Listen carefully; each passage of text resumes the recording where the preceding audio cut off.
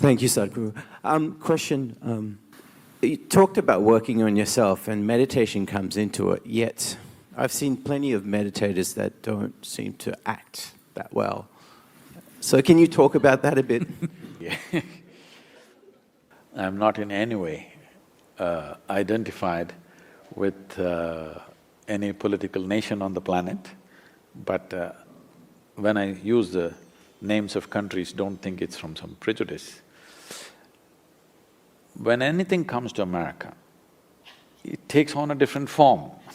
It just amuses me what forms it takes. Because the yoga, for example, what forms it's taken is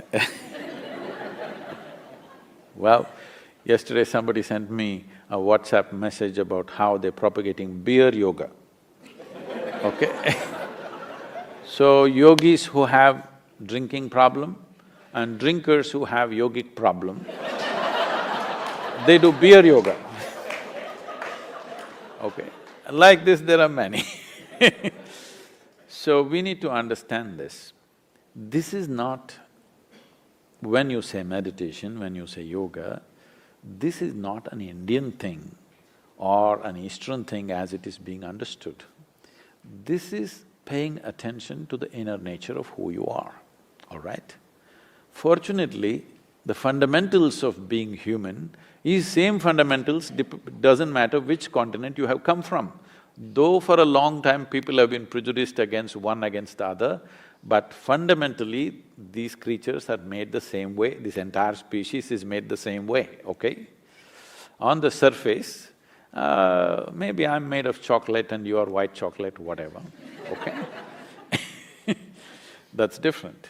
So, we need to understand this. For example, you use the word meditation. You must understand this.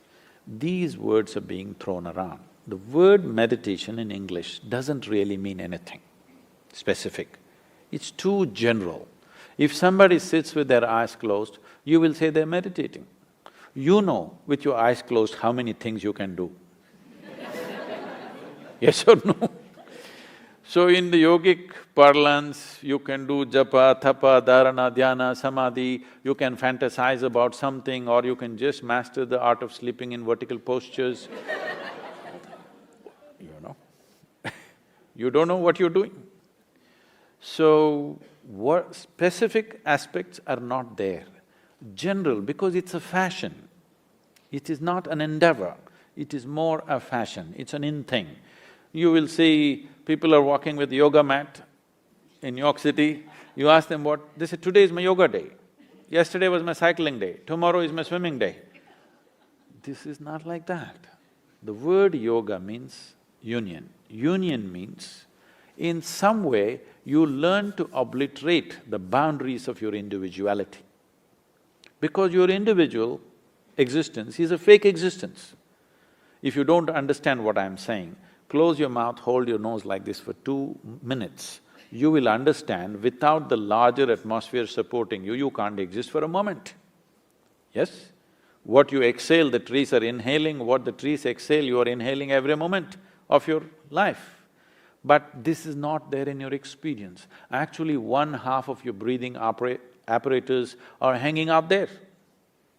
If you experience this, do I have to tell you, don't cut the tree?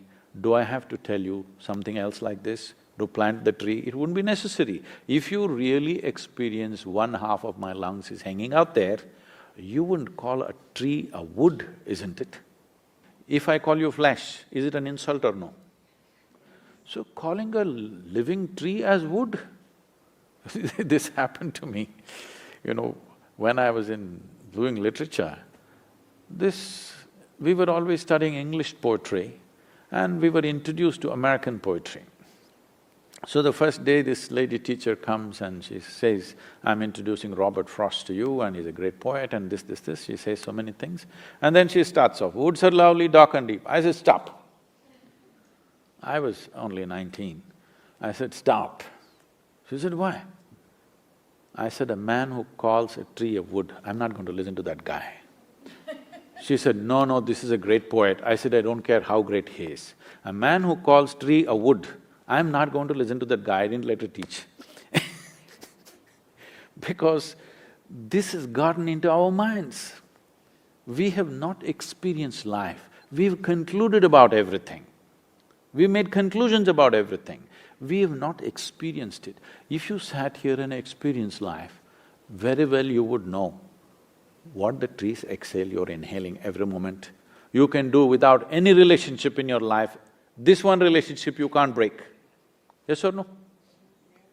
We have not brought human beings to experience. Meditation means this, yoga means this, to bring people to a living experience of life. It's not just the trees and the atmosphere. As you sit here, every subatomic particle is in communication with the rest of the universe. Otherwise you can't exist here for a moment.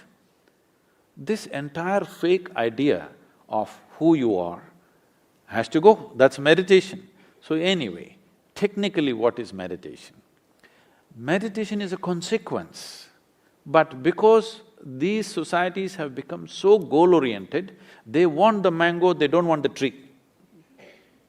If you want flowers in your garden, you don't have to do flower meditation.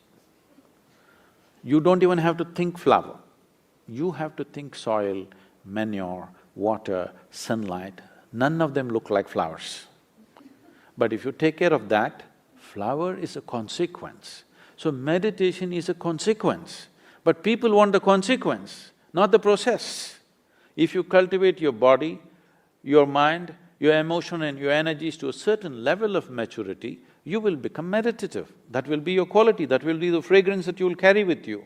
But now you want the fragrance, you don't want the process, what will you do? You'll buy some French perfume.